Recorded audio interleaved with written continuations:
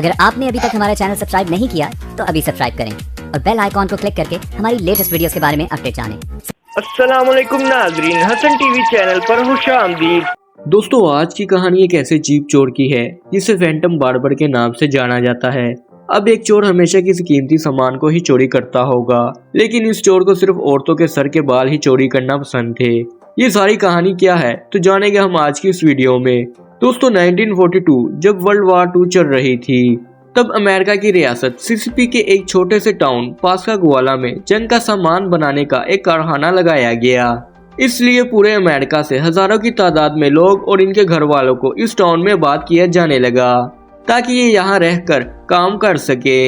इस तरह इस टाउन की आबादी 5000 लोगों से बढ़कर 15000 लोगों तक पहुँच गई। इस टाउन के लोकल लोग हुकूमत के इस फैसले से बिल्कुल खुश नहीं थे। इनको अच्छा नहीं लगता था कि बाहर से लोग आकर इनके इलाके में रहने लगे।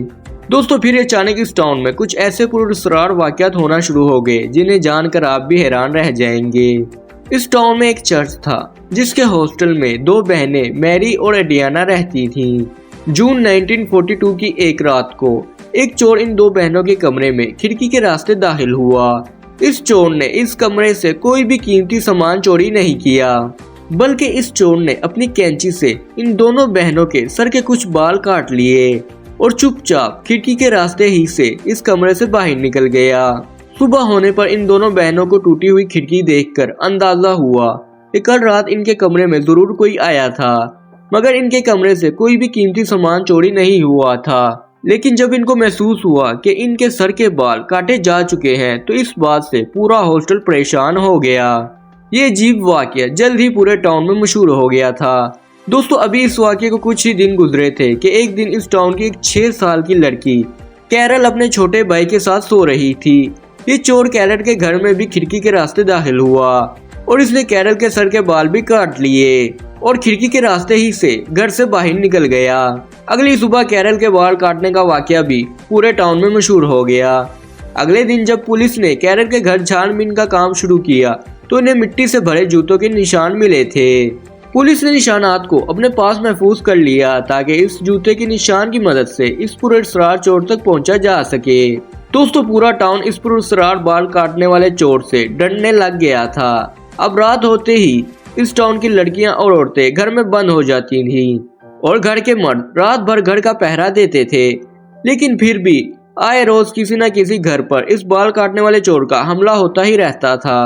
पूरा टाउन और पुलिस इस पुरस्कार चोर से परेशान थे। पुलिस ने इसको पकड़ने पर $300 का इनाम भी रख दिया और इस चोर को फैंटम बार्बर का नाम दे दिया।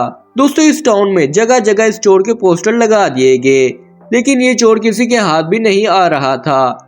वक्त गुजरता गया और एक रात इस टाउन में रहने वाले 2 मियाँ बीवी को किसी निकाबपोश आदमी ने लोहे की रॉड से बुरी तरह पीटा और इन्हें पीटने के बाद इनके घर से भाग निकला। पुलिस को जब इस वाक़ये का पता चला तो पुलिस अपने सुराग रसा कुत्तों की मदद से एक आदमी का घर ढूंढ निकाला। पुलिस इस घर में दाखिल हुई तो पता चला ये इस टाउन के केमिस्ट विलियम डोलान का घर है। पुलिस को इसके घर तलाशी के दौरान बेशुमार इंसानी बाल भी मिले।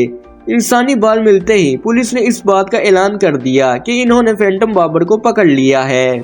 दूसरी तरफ इस केमिस्ट विलियम का कहना था कि इसने सिर्फ इन मियाँ बीवी को जाती झगड़े की बिना पर लोहे की रॉड से मारा है, लेकिन इसने कभी किसी के बाल नहीं काटे और जो बाल इसके घर से मिले हैं वो है तो इंसानी बाल, मगर वो इसने विग बनाने के लिए खरीदे हैं।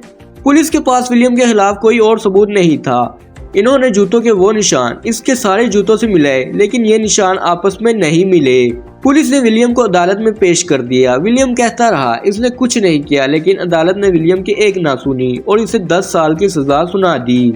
दोस्तों, पुलिस जान चुकी थी कि विलियम फैंटम बार्बर नहीं है, मगर हैरत की बात यह थी कि विलियम के जेल जाने के बाद फिर कभी किसी लड़की के सर के बाल चोरी नहीं हुए। विलियम के वकील ने अदालत से दरख्वास्त की कि विलियम का बयान लाइट रेक्टर मशीन के जरिए लिया जाए ताकि अदालत को यकीन आ सके कि विलियम बेकसूर है। विलियम का बयान रेक्टर मशीन पर ले लिया गया, जिसमें विलियम कामयाब हो गया। अब अदालत के पास कोई और सबूत नहीं था कि विलियम ही फैंटम बार्बर है, इसीलिए अदालत ने इसे बाइज्जत बरी कर दिया। दोस्तों, अगर विलियम चोर नहीं था तो फिर वो चोर कौन था जो सर के बाल चोरी करता था? इसका मकसद क्या था? ये केस पिछले 81 साल से अनसॉल्व है। और आज तक किसी को भी इस चोर के बारे में कुछ पता नहीं चल सका। उम्मीद करता हूँ दोस्तों कि आपको ये वीडियो अच्छी लगी होगी। वीडियो अच्छी लगी तो वीडियो को लाइक कर दें और अपनी कीमती राय का इजहार नीचे कमेंट बॉक्स में जरूर कीजिए। मिलते हैं अगली वीडियो में, तब तक अल्लाह हाफिज।